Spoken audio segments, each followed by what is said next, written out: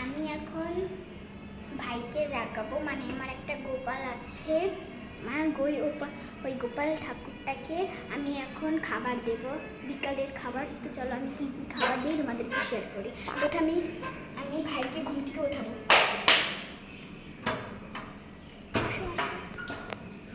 এই দেখো আমার ভাই ঘুম থেকে উঠে গেছে। এখন আমি বাসি ফুলগুলো তুলে নেব। দেখো আমার ভাইটাকে কত সুন্দর লাগছে।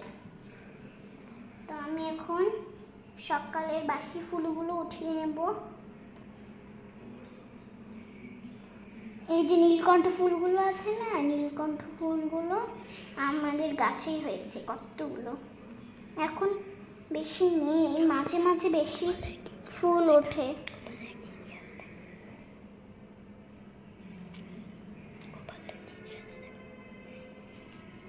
তো এখন এখানে আমার মা হলো এই গোপালের জামাটা বানিয়েছে নিজের হাতে, কত সুন্দর লাগছে।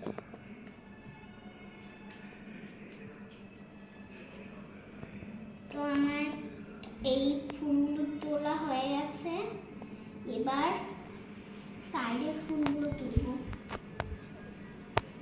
তো একটা পড়ে গেল, তুলে নিলাম। এই যে আমার গোপাল ভাইয়ের বিছানা।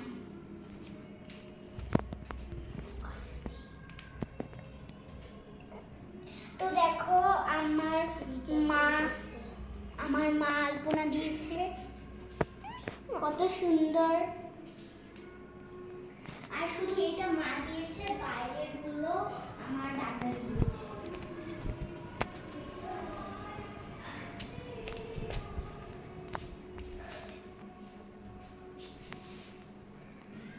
তো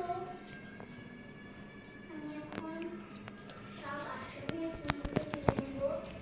দেখো এইটা আমার গুরুদেব, আর এইটা ছয় বসাই, এটা ফটো গোপাল ঠাকুর। এটা আগে ঝুলন যেদিন ছিল সেদিনকে হলো ভাইকে ঝুলনটার মধ্যে বসিয়েছিল। তো আমি এখন ফুলগুলো বাইরে ফেলাই।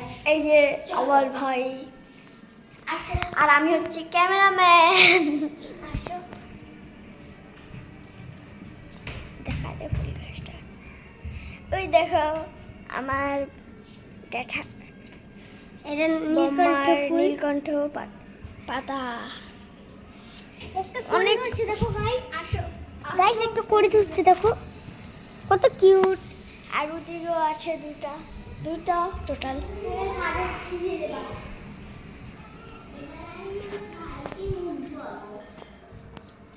বন্ধুরা এবার আমি আমার ভাইকে মুখ ধোয়াবো, তোমরা দেখতে থাকো। তোমাদের বাড়িতেও যদি গোপাল থাকে তাহলে তোমরা এরকম করে পুজো করতে থাকো, তোমরা পুজো করবে। যদি না জেনে থাকো এরকম করে মুখ ধোয়াতে হয়, 3 বার দেখাবে। হ্যাঁ এই দেখো সবাইকে দেখাতে হবে।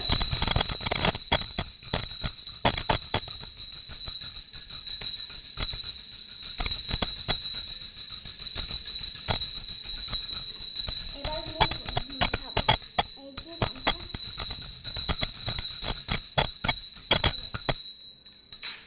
এবার খাবার দেব। তো কি খাবার দিই, থালা নিয়ে নিলাম আর গ্লাস নিয়ে নিলাম। বেশি কিছু দিব না, মানে যদি বেশি কিছু দেই তাহলে এই থালটা ব্যবহার করি। তাও মা বললো যে এই থালটা দিয়েই প্রসাদ দিতে। তো আমি এখন